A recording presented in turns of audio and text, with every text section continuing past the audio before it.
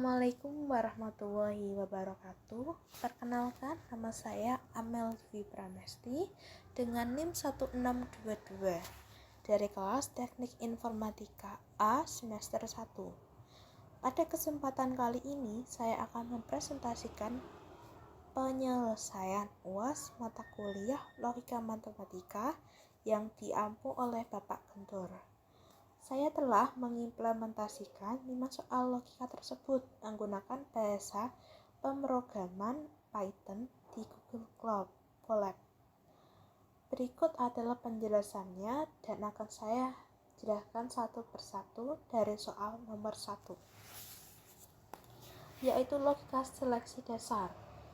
Pada soal nomor 1, kita diminta untuk membuat tabel kebenaran untuk semua kombinasi input A dari true atau false dan input B true atau false.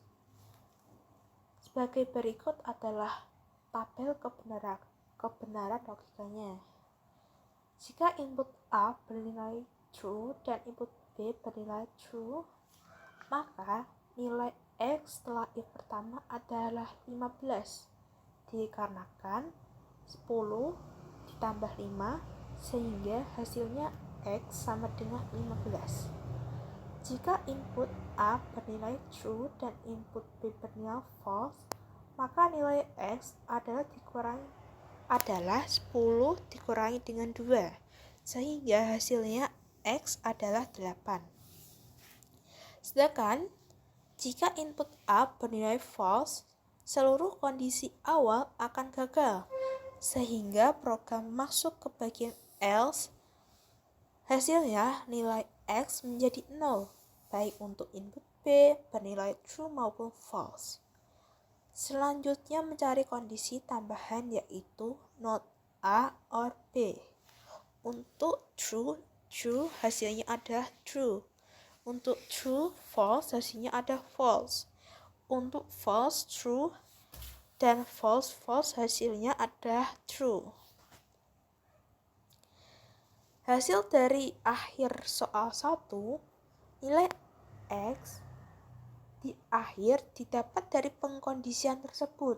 Jika hasil not A or B adalah true, maka nilai X dikali 2. Contohnya pada baris pertama, 15 dikali 2 menjadi 30. Sedangkan jika false, nilainya tetap seperti baris kedua yang tetap 8.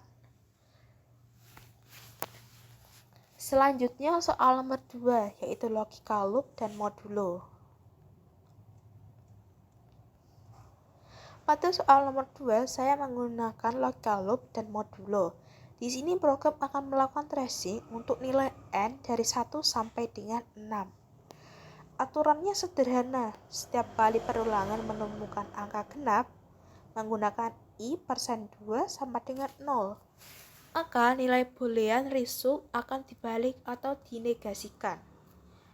Namun, jika perulangan menemukan angka ganjil, nilai result tidak akan berubah.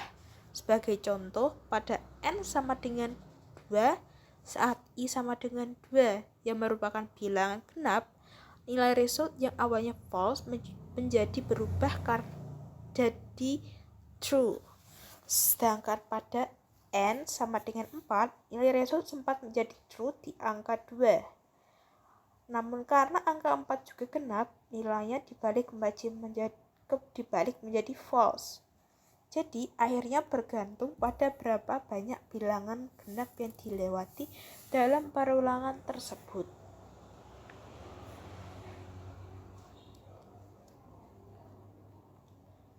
Selanjutnya untuk nomor soal 3, saya akan bahas tentang operator logika XOR dan swap.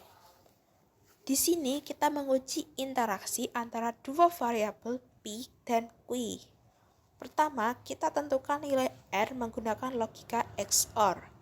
Dalam Python, XOR dipresentasikan dengan P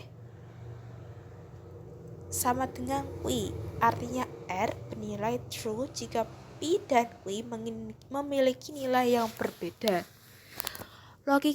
Logika perubahannya adalah sebagai berikut. Jika R bernilai true, program akan masuk ke blok if. Di sini nilai P akan dinegasi atau dibalik, dan nilai Q akan diperbarui menjadi P or Q. Kita bisa lihat pada baris kedua dan ketiga tabel, di mana input yang berbeda menghasilkan alur masuk if. Sedangkan jika R bernilai false, program masuk ke blok else. Pada tahap ini hanya nilai Q yang dibalik, sementara P tetap sama. Ini terjadi pada baris pertama dan keempat di mana input P dan Q identik. Hasil akhir proses ini menunjukkan bagaimana operasi XOR dapat digunakan sebagai pemicu untuk mengubah status data dalam sebuah sistem logika.